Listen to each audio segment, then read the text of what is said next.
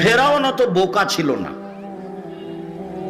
পানি দুই দিকে দাঁড়িয়ে আছে, যেখানে পানির গভীরতা 1 কিলোমিটার সেখানে পানির পাহাড়ের উঁচুতা 1 কিলোমিটার, যেখানে পানির গভীরতা 10 কিলোমিটার সেখানে পানির পাহাড়ের উঁচুতা কত? 10 কিলোমিটার। পানি তো দুই দিকে দাঁড়িয়ে আছে। তো এই রাস্তা দিয়ে মুসা আলাইহিস সালাম চলে গেলেন। ফেরাউন চলে গেলে পানি জমা হয়ে যাবে না, যে এইটা ফেরাউনের বিশ্বাসের অভাব ছিল না, যেতেও পারে, কিন্তু সে এত ক্ষেপে আছে যে রাগের কারণে তার বুদ্ধি কমে গেছে। আপনি রেগে গেলেন তো হেরে গেলেন। রাগ মানুষকে ভুল পথে নিয়ে যাবে। তাই একজন লোক এসে বলছেন, আল্লাহ নবী ফাউসিনি বিখাইরিন, আমাকে কল্যাণের উপদেশ দেন। তখন আল্লাহ রাসূল বলছেন, লা তাগজাব, রাগ করো না। আরো বলেন কিছু, লা তাগজাব, রাগ করো না। আরো কিছু বলেন, লা তাগজাব, রাগ করো না। এই কথা রাসূল সাল্লাল্লাহু আলাইহি ওয়াসাল্লাম বারবার বললেন, হাদিস বুখারী মুসলিম। তো রাগের কারণে তার বুদ্ধি কমে গেছিল। সে যখন ভিতরে চলে গেল তখন তো পানি এক জায়গায় জমা হয়ে গেল। যখন জমা হয়ে গেল তখন ফেরাউন বলল, আমান্ত আল্লাহ ইলাহা ইল্লাল্লাযী আমানাত বিহি বানু ইসরাঈল, আমিও সে আল্লাহকে মেনে নিলাম যে আল্লাহকে বানু ইসরাঈল মুসা মেনে নিয়েছে। ওয়া আনা মিনাল মুসলিমিন, আমি একজন মুসলিম। এই কথা ফেরাউন বলল। তা আল্লাহ বললেন, আলান, ও এখন অকাদ আসাইতা কাবল, তুমি তো একটু আগে নাফরমান ছিলে, এখন মেনে নিলে? তারপরে বলছেন, আল ইয়াউমা নুনাজ্জিকা বিবাদানিকা লিতাকুনা লিমান খালফাকা আয়া। ফেরাউন, তোমার মুসলিম ঘোষণা দেওয়া তো বহু দূরের কথা, তোমার শরীরটা আমি চিরদিনের জন্য রেখে দিলাম, তোমাকে মানুষ দেখে উপদেশ গ্রহণ করবে যে ফেরাউন ছিল অত্যাচারী, স্বৈরাচারী, স্বেচ্ছাচারী, উদ্ধত, জালেম। মুসা আলাইহিস সালামকে আল্লাহ বলছেন, ফেরাউনের কাছে যান, দাওয়াত দেন। আমার মুখের ভাষা সাবলীল নয়, আমি ভালো ভাষা বলতে পারি না, আমি যাব না। তো বলছেন যেতে হবে, তাহলে ও আমাকে মারবে। আমার পক্ষ থেকে তার ব্যাপারে তার কাছে একটা অপরাধের অভিযোগ আছে, আমি এক থাপ্পড় দিয়ে মানুষ মেরেছি, ও গেলেই আমাকে মারবে। তো বললেন, আমি তোমার সাথে আছি। মারবে কি করবে, আমি সাথে আছি। তো বললেন, তাহলে আমার ভাইকে সাথে দিতে হবে। ঠিক আছে, তাই হলো। তোমার ভাইও সাথে থাকবে। দুই ভাই মিলে চলে গেলেন।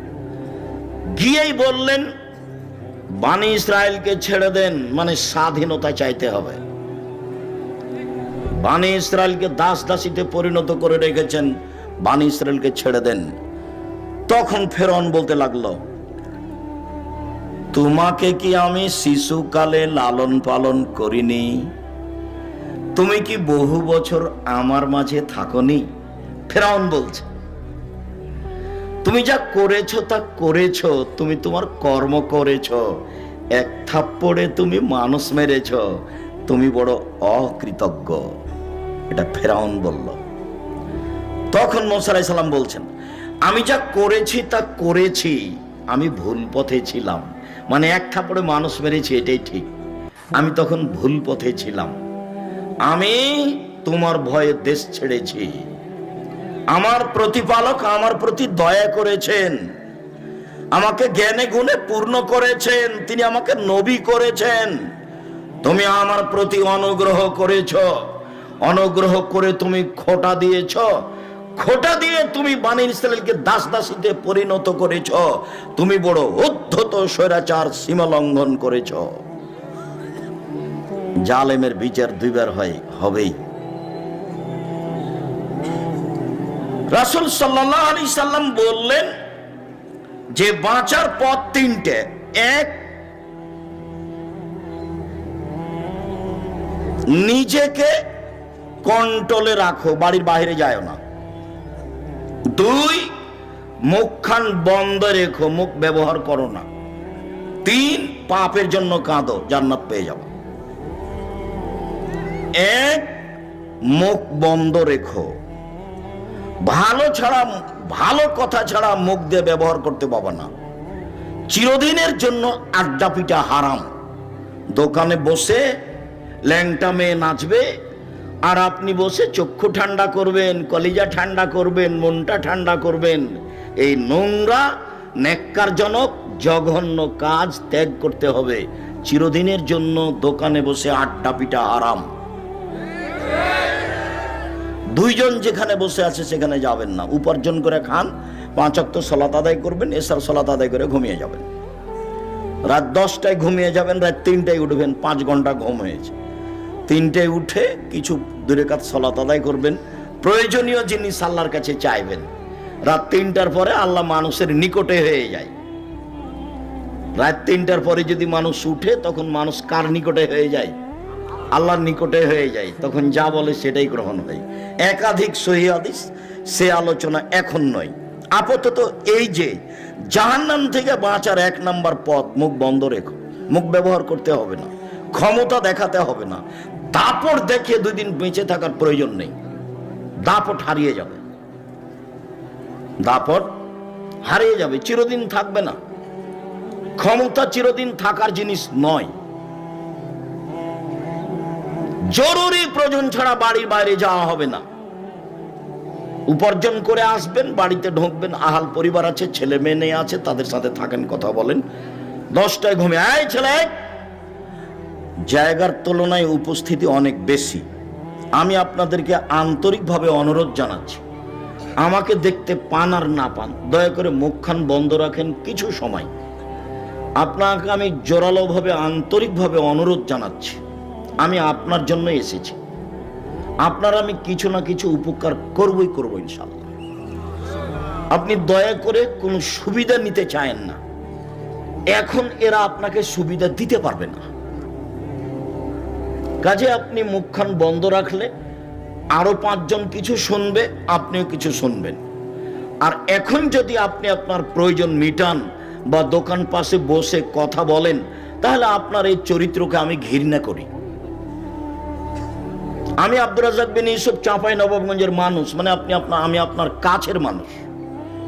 আমি আপনার কাছে সবচেয়ে ভালোবাসা পাওয়ার হক রাখি। আমি আপনার কাছে সবচেয়ে বেশি দিন প্রচার করার অধিকার রাখি। এবং আপনি দিন ধর্মের ব্যাপারে আমার সাথেই পরামর্শ করবেন, এটা আমার আন্তরিক দাবি। আমি তাতে বলেছি, জাতির যদি রাস্তাঘাট করে দিতে না পারি, জাতির যদি স্কুল কলেজ করে দিতে না পারি, জাতিকে চূড়ান্ত সঠিক ধর্ম দিতে পারবো ইনশাআল্লাহ। ধর্মের ব্যাপারে জাতিকে ফাঁকি দিয়ে পরকাল হারাতে রাজি নই। আমি অন্য কাজ করি না। দিন রাত যেটা কাজ করি, 1 নাম্বার কাজ হলো শিক্ষকতা করা। একবারে ক্লাসের যেটা শেষ কিতাব বুখারী সেটা পড়াই। 2 নাম্বার কাজ হলো ফতোয়া লেখা। আমি শরীয়ত মোটামুটি বুঝি মানুষ হিসাবে, তবে মানুষ ভুলের ঊর্ধ্বে নয়। আমি আলহামদুলিল্লাহ ফতোয়া লিখি প্রায় 26 বছর থেকে। আর দিন ধর্ম প্রচার করি, তখন অপ্রয়োজনীয় কোনো কথা বলি না, কোনোদিন কেসা কাহিনী বলি না। একবারে 90 সাল থেকে নিয়ে এখন পর্যন্ত সব চ্যালেঞ্জ দেওয়া আছে। কোনো জায়গাতে যদি দেখা যায় যে আমি মাযহাবের ব্যাপারে কথা বলেছি বা সরকারি কথা বলেছি, তাহলে আমি জাতির সামনে কথা বলবো না। এক, মুখ বন্ধ রাখতে হবে। মুনাফিকি করে কোনো লাভ নেই। দিন রাত হ্যাঁ করে হেসে এর বিরুদ্ধে বলে এখানে সেখানে গিয়ে তাহাজ্জুদ পড়ে জান্নাত কিনে যাবে না। আর এসব 1 শ্রেণীর অশিক্ষিতা মেয়ে, আর বাপে বলেছে আমার মেয়ে master degree pass. Master degree pass যে তুমি, তো তোমার মাথায় কাপড় নেই। তুমি কে বললো তোমাকে মাস্টার ডিগ্রি পাস? তুমি কি করে শিক্ষিতা হলে? তোমাকে দেখে মানুষ পাপ করে, তোমাকে দেখলেই পাপ হয়। তুমি কিভাবে শিক্ষিতা হলে? শিক্ষিতা মানে শিক্ষা কি মানুষের ক্ষতি করে? শিক্ষা মানুষের ক্ষতি করে না শিক্ষা মানুষের উপকার করে? তো তোমার দিয়ে তো ক্ষতি হয়। আর তোমাকে আমি কি দিয়ে বলবো? তোমার কথাটা আমি পরে বলতে চাচ্ছিলাম, দুঃখিত, আগেই চলে আসছে। যে আল্লাহ নবী বলছেন নবীগণের বৈশিষ্ট্য শিষ্টাচার 10টা। এটা বৈশিষ্ট্য নবীগণের। সব নবী এই শিষ্টাচার পালন করেছেন, আদম থেকে নিয়ে মুহাম্মদ সাল্লাল্লাহু আলাইহি সাল্লাম পর্যন্ত সব নবী। শিষ্টাচার 1, এফাউল্লাহ, দাড়ি বড় করতে হবে। ছোট করা, চেঁচে ফেলার কোনো সুযোগ নেই। দাড়ি চেঁচে ফেললে নারী সাদৃশ্য হয়। দাড়ি চেঁচে ফেললে মানুষ নারীর মহিলার মতো হয়ে যায়। দাড়ি চেঁচে ফেললে পুরুষত্বা কমে যায়। দাড়ি চেঁচে ফেললে চোখের পাওয়ার কমে যায়। তো নবীগণের বৈশিষ্ট্য 1, দাড়ি ছেড়ে দেওয়া তার নিজের গতিতে। 2, কাসুস সারেব, মোচ কেটে ফেলা। মোচ চেঁচে ফেলতে হবে না, কেটে ফেলতে হবে। মোচ কিছু থাকবে, এটা পুরুষের পরিচয়। 3, কাসুল আজফার, নখ কেটে ফেলা। তো তুমি একটা মাস্টার ডিগ্রি পাস মেয়ে, ম্যাট্রিক পাস করেছো, তোমার নখ বড় আছে, তুমি বলো দেখি কিভাবে তুমি শিক্ষিতা? কে তোমাকে বললো শিক্ষিতা? আমি আব্দুর রাজ্জাক বিন ইউসুফ বলিনি। তোমার বাপ যদি বলে থাকে, তোমার বাপও অশিক্ষিত মানুষ। তোমার মা যদি বলে থাকে, তোমার মাও অশিক্ষিত মানুষ। আর তোমার মা যদি কোনোদিন তোমাকে নখ কাটতে না বলে থাকে, নিশ্চিত তোমার এটা মা নয়, এটা তোমার সৎ মা। নিশ্চিত এটা তোমার খালা। সৎ মা ছাড়া তোমার কল্যাণ চাইলো না কেন? তোমার কল্যাণ চাইলো না কেন? মা তো এরকম হয় না। মার ব্যাপারে একটু পরে কথা আসছে, মা কাকে বলে, যেহেতু আদর্শ পরিবার আলোচনা। তো নখ বড় কেন? কেন নখ বড়? নবীগণের বৈশিষ্ট্য নখ কেটে ফেলতে হবে। রাস্তাঘাটে দেখেছি সেই জন্য রাখতে হবে? বিমানবালার আছে সেই জন্য রাখতে হবে? হিন্দুদের নীতি হলো কপালে টিপ দেওয়া।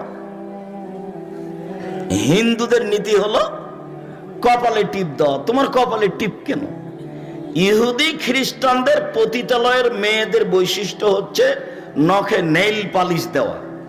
ইহুদি খ্রিস্টানদের পতিতালয়ের মেয়েদের বৈশিষ্ট্য হলো নখে নেইল পালিশ দেওয়া। ইহুদি খ্রিস্টানদের পতিতালয়ের মেয়েদের বৈশিষ্ট্য হলো নখে নেইল পালিশ দেওয়া। তো তোমার নখ বড়ই বা কেন? তোমার নখে নেইল পালিশ কেন? কে জবাব দিবে? আমি যদি তোমার বাপ মাকে অশিক্ষিত প্রমাণ করতে না পারি, আমি আব্দুর রাজ্জাক বিন ইউসুফ নিজের জেলায় বক্তব্য দেওয়া ত্যাগ করলাম, জিন্দেগিতে বক্তব্য দেব না।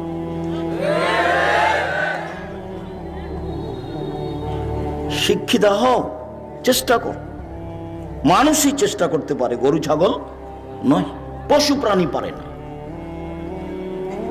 নাতফুল এবেদ, বগলের লোম উঠিয়ে ফেলতে হবে। নারী পুরুষ একই হুকুম। বগলের লোম কেটে ফেলার কোনো সুযোগ নেই। যেভাবে সম্ভব, যেভাবে সহজ করেন, উঠে ফেলতে হবে। হালাকুল আনাত, নিচের লোম পরিষ্কার করতে হবে, ঊর্ধ্বে টাইম 40 দিন। যেভাবে সহজ, যেভাবে সম্ভব। পুরুষ নারী একই হুকুম। সব এগুলো নবীগণের বৈশিষ্ট্য। পেশাব পায়খানার পরে পানি দিয়ে পবিত্রতা অর্জন করতে হবে। পানি না থাকলে ঢেল টিস্যু পেপার। পানি আছে তখনও কেউ যদি ঢেল টিস্যু পেপার নেই, তাহলে সে রাসূলকে অপমান করলো। আর যারা বুঝেছে যে আগে ঢেল টিস্যু পেপার, পানি পরে পবিত্রতার জন্য, তারা রাসূলের সাথে অন্যায় আচরণ করেছে। 40 কদম হাঁটার তো কোনো প্রশ্নই আসে না। পায়ের উপরে পা উঠিয়ে খক খক করে কাশার তো কোনো প্রশ্নই আসে না। আমি 1 মিনিটের জন্য ধরে নিলাম, এই ছেলে প্রস্তুত থাকো, কথা যেন কোনোটা মিস না হয়। শোনো, পবিত্রতা তো ভালো কাজ। তো স্বামী 40 কদম হাঁটবে পবিত্রতার জন্য ঢেল নিয়ে, স্ত্রীকে ঢেল নিয়ে 40 কদম হাঁটা লাগবে না?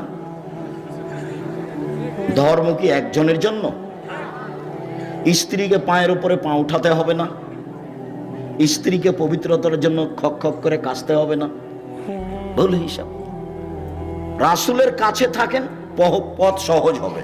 বলছে আব্দুর রাজ্জাক সাহেব, বেশ কিছুক্ষণ ঢেল নিয়ে থাকার পরে থাকি এই জন্য যে পেশাব আসছে বলে মনে হয়। 40 ঘন্টা পরে যদি আপনি টিস্যু ফেলেন তবুও মনে হবে যে পেশাব আসলো মনে হয়। কেন? শয়তান এখন আপনাকে বোকা বানিয়েছে। আল্লাহর নবী বলছেন যে মসজিদ থেকে বের হবা না বায়ুর শব্দ স্পষ্ট কানে না শুনলে, আর বায়ুর গন্ধ স্পষ্ট নাকে না আসলে। কেননা শয়তান পেশাব পায়খানা রাস্তায় চলাচল করে।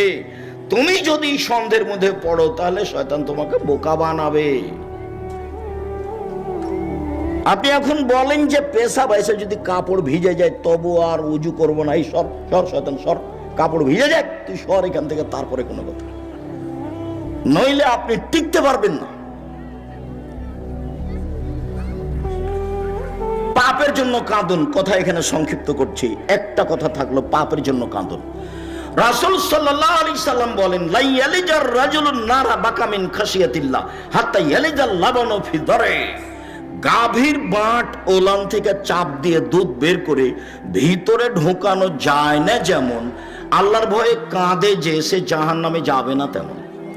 এই ছেলে দেখো তো, ওই যে বাচ্চাগুলি কথা বলছে, তোমরা যারা আমাদের এখানে সহযোগিতা করতে এসেছো ওই বাচ্চাগুলোকে একটু তোমরা কন্ট্রোল করো না। ও তো আমার অসুবিধা করছে, আরো তো 5 জনের অসুবিধা করতেই পারে। আর তোমরা যারা এই পাড়ার ছেলে, আজকে তো তোমরা বক্তব্য শুনতে পাবা না, আজকে আমাদের সহযোগিতা করো। গাভীর বাঁটে ওলানে চাপ দিয়ে দুধ বের করে ভিতরে ঢোকানো যেমন অসম্ভব, আল্লাহর ভয়ে কাঁদে যে তার জাহান্নামে যাওয়া তেমনি অসম্ভব। জান্নাত পাওয়ার সুবিধাজনক একটা বিশাল বড় পয়েন্ট, সেটা হলো রাতে আল্লাহর ভয়ে কাঁদা। আর যখন আল্লাহ নবী বলেছেন যে আল্লাহর কাছে 4টা জিনিস সবচেয়ে প্রিয়, তার 1 নম্বরে যেটা আছে সেটাই সহজ, বাকি 3টাই কঠিন। 1 নম্বরে আছে যে আল্লাহর ভয়ে 1 ফোঁটা চোখের পানি। এটা আল্লাহর কাছে যত প্রিয়, হজ তত প্রিয় নয়, রামাজানে শ্যাম তত প্রিয় নয়, তাসবিহ তাহলিল জিকির আজকার তত প্রিয় নয়। 1 ফোঁটা চোখের পানি আল্লাহর কাছে যত প্রিয়। নিজেকে জাহান্নাম থেকে বাঁচাও, আল্লাহর ঘোষণা। আপাতত আজকের মতো জাহান্নাম থেকে বাঁচার 3টে পথ বলে গেলাম, 1 হাদিস থেকে, মনে থাকবে না মনে হয়। 1, মুখ বন্ধ রাখতে হবে। 2, জরুরি প্রয়োজন ছাড়া বাইরে যাওয়া যাবে না। তাই বলা হয়েছে দোকানে বসে আড্ডা পিটা হবে না। দোকানেতে ল্যাংটা মেয়ে নাচে, সেটা কেন এখানে? সেটা কেন? আল্লাহ নবী মুহাম্মদ সাল্লাল্লাহু আলাইহি ওয়াসাল্লাম বলেছেন, লা ইয়াকুনান্না ফি হাযিল উম্মাহ খাসফুন ওয়া মাসখুন ওয়া কাসফুন। আমার উম্মতের উপরে 3টে বিপদ নেমে আসবে। 1, ভূমিকম্প হবে। 2, আকার আকৃতি পরিবর্তন হবে। সন্ধ্যায় থাকবে মানুষ, সকালে হবে শোর বানর, একবারে হুবাহু শোর হয়ে যাবে। আমার উম্মতের উপরে 3টে বিপদ নেমে আসবে 3টে পাপের কারণে। 1, ভূমিকম্প হবে। 2, আকার আকৃতি পরিবর্তন হবে। সন্ধ্যায় ছিল মানুষ, সকালে হবে শোর বা বানর। 3, সমস্যা নেমে আসবে। মসজিদে মারামারি, মাদ্রাসায় মারামারি, রাস্তাঘাটে কেউ কাউকে মানে না, জিনিসের দাম বেড়ে যায়, কোনো জিনিস কন্ট্রোলে নেই, সমস্যা নেমে আসবে। পাপ 3টে। 1, ওয়াযালিকা ইযা যারাবু বিল মাআসিফ ইযা শারাবুল খুমুরা, যখন মানুষ নেশাদার দ্রব্য পান করবে। এলাকাতে নেশাদার দ্রব্য আছে কিছু, যদি এটা চাঁপাইনবাবগঞ্জ না থাকারই কথা। দেখো অন্য জেলাতে যাই তখন নিজের জেলার খুব প্রশংসা করি, শিক্ষা দীক্ষা জ্ঞান গরিমা চাকরি বাকরি। বিদেশে যখন যাই তখন বলি, আরে তোমরা তো কাজ করতে এসছো, রাস্তাঘাটে কাজ করো। চাঁপাইনবাবগঞ্জের মানুষ চাকরি করে, দিন রাত তোমাকে নিয়ে আমি গর্ব করি। দেখো আমার গর্ব নষ্ট করো না। বিড়ি তামাক জর্দা সিগারেটকে চিরদিনের জন্য একবারে করে দাও, হারাম করে দাও। ও যেন তোমাকে দমাতে না পারে। অবস্থানে যাও। বিড়ি, তামাক, জর্দা, সিগারেট, গুল, নেশাদার দ্রব্য চিরদিনের জন্য হারাম।